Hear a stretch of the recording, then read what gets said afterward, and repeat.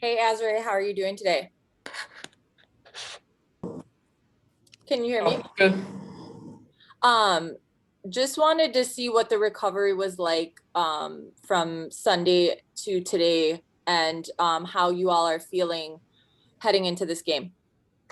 Um, Recovery from my injury or the team? Well, the team in general, and just obviously you personally being on a minutes restriction and having to play close to 30. How did you recover from that? How are you recovering from that? And how do you feel?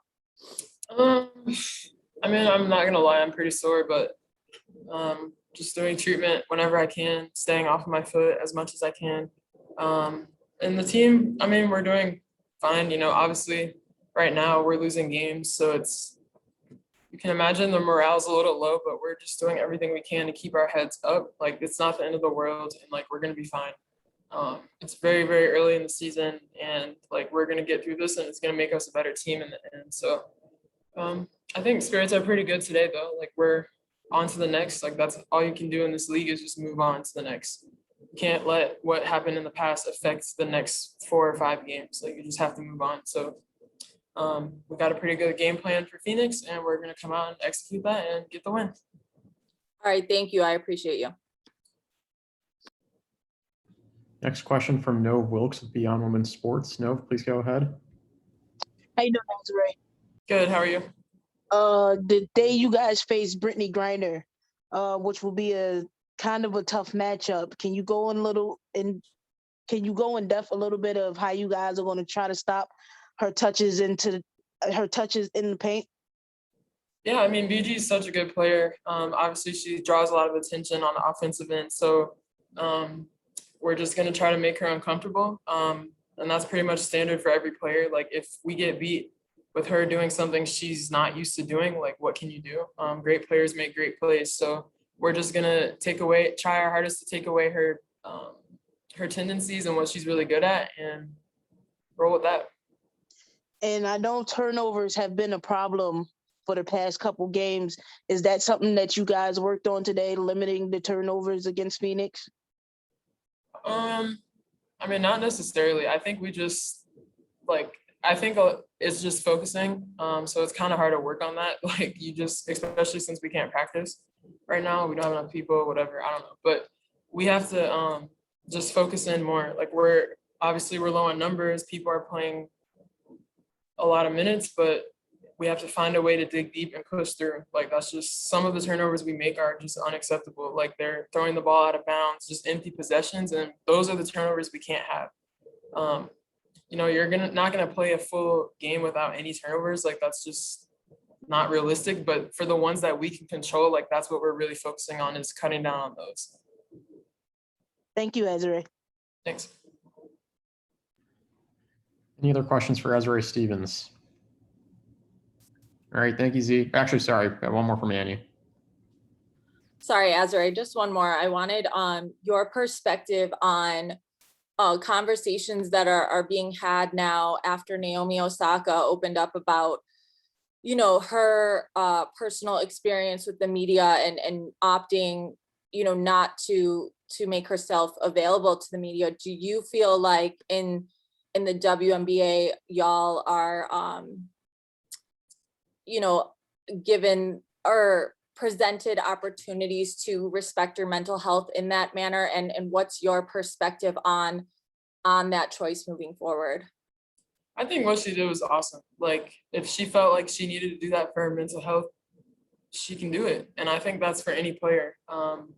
I know fans say stuff, or people say it's not fair, like this is part of our job, but at the end of the day you have to protect your peace and do whatever you need necessary to do that. Like I think if she gets fined, then she gets fined. Like money, she has money to pay for that, and if she felt like it was what she needed to do in the moment, like she has my full support. And I think that's across the board for all of us athletes. Like I think fans, they forget that we're just normal people, and we are taking in all of this criticism that everyone's saying, and most of them don't play basketball or never have played, so they don't understand what this lifestyle is like. And it's okay to give your opinion, but I think it's a lesson to be learned that people need to be more understanding. I think last year with COVID, like there was more of a general understanding of people and what they were going through because we were all going through this weird like pandemic. Mhm. And I think we've kind of lost that a lot, even with the fans running, like all the stuff that's been happening with the NBA is just unacceptable. Like Mhm. it's like where some people are just going back to the same stuff before COVID, and that wasn't the point of COVID. I mean, there's no point in COVID, like it's just unexplainable, but we learned a lot of valuable lessons from COVID, and I think like a lot of people are just kind of reverting back to where they were at before. And so I think it's just a lot of lessons to be learned from what she did. Like if she needed to do that to protect her peace, like that's amazing. And I think that in the WNBA, I don't necessarily know if we have those avenues, but I think you create them. Like there's no rule saying we can't say, hey, I don't want to do media. Yeah, you might get fined, but if we all make checks and we all can put money aside to pay for that. So I think it's just, you even see that with Kyrie a lot. Like people always criticize him for the decisions that he makes, but he just does what he has to do and that's it. Like, so I think it's great what she did. And I hope that I hope that in her time away that she really just uses it and I hope it's useful for her and that she, that she's okay and like heals from whatever she's dealing with and just the whole situation. Thank you. And last thing quickly, are you hopeful that the league, the WNBA, adopts specific rules that cater to protecting players' mental health the same way it caters to, if you suffer an ankle injury or out for X, Y, and Z, that's physical, that people can physically see mental health? Do you hope there's that same, or what's your perspective on rules being in place that protect players' mental health? Yeah, I think it's tricky. Because I personally am not always a fan of the media, like especially if I know certain questions you guys are going to ask. But at the same time, I am understanding that you guys have a job to do and you have to ask questions. Like that's just inevitable. But I think maybe players should be given the option. Like if I don't know, maybe you get a 1-day thing or a 2-day thing where you can say like I'm not available for media. So it's not this friction thing, because sometimes people are really going through something that media is not the best thing for them in that moment. So maybe giving players 3 passes a year where, hey, like they can choose to sit out of a media. How many media sessions do we have per season? Like we have them after practice, we have them after shoot around, we have them after games. So I think giving players like three or whatever number they want to come up with, where it could just be kind of like you can say, hey, today I'm not, I don't want to go out there. Just for these instances where somebody's going through something and they just don't need media at the moment. Like, I think it's kind of like, it's not blown up, but it is getting blown out of proportion. Like she just mentally needed a break and that's it. Like we don't need to make it a whole thing. But on that same token, I do think like you guys have a job to do. And I think it's like this weird dynamic where it's like we're against the media or you guys are against us. And I do think some reporters are just do things to get underneath players' skin. Like I do think some reporters take it too far, but for the most part, most of you guys are really just trying to do your job. So I think that could be like a liaison between the media and the players. It's like if the league allotted players, you get 3 passes a year where you can say, hey, today I don't want to go out to media or whatever. And that could be a way to kind of like, I guess, ease some of that tension between the players and the media. All right, Azure, I appreciate your time. Thanks. Thank you, Azure. Thanks. We'll have Stu do follow-up shortly.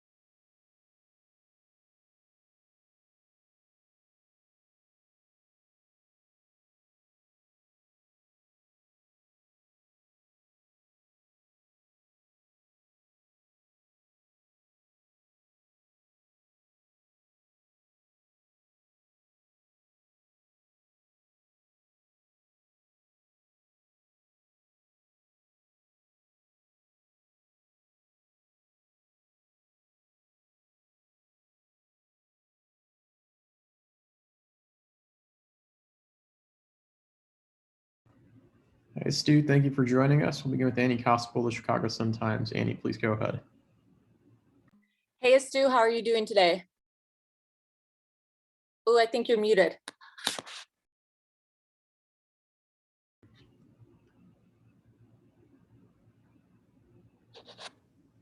You hear me? Yes, I can hear you now. Perfect. Same thing I asked Azure, but how are you feeling after, such a game where you all had to put in so many minutes? What was recovery like, and how are you feeling today ahead of this Phoenix game? I mean, after this game, I feel okay, but I feel like I'm sad at the same time. We going all distraught after losing 4 games in a row at home, but I think we're gonna be fine. We're gonna be okay. We just learn from our mistake, and today we know it's gonna be like a tough game because we had like big post players, so we need to be ready and focus on the game to not like making easy foul. So because I think they need on us. Yes, last thing for me, fouls last game obviously were a challenge. So heading into this game against Phoenix, where post play is going to be big in terms of who wins and who loses, how do you make sure you cut those down and don't get into foul trouble early? Just focusing on the game plan and do what they ask me at the same time at the right way. So just making traveling goal. So I'm gonna like be more focused than ever I'm used to. But we know this game is important, and so we need our big to be there. So if we're gonna have extra focus to be there and do what exactly they ask us to do, I'm gonna be there and try to do my best to not make like the team. Thank you. You're welcome. Next question will be from Nove Wilkes with Beyond Women's Sports. Nove, please go ahead. Hey, Stu, how you doing? Hey, I'm good. I'm gonna move away from Chicago Sky for a bit. You're leaving after this week, correct?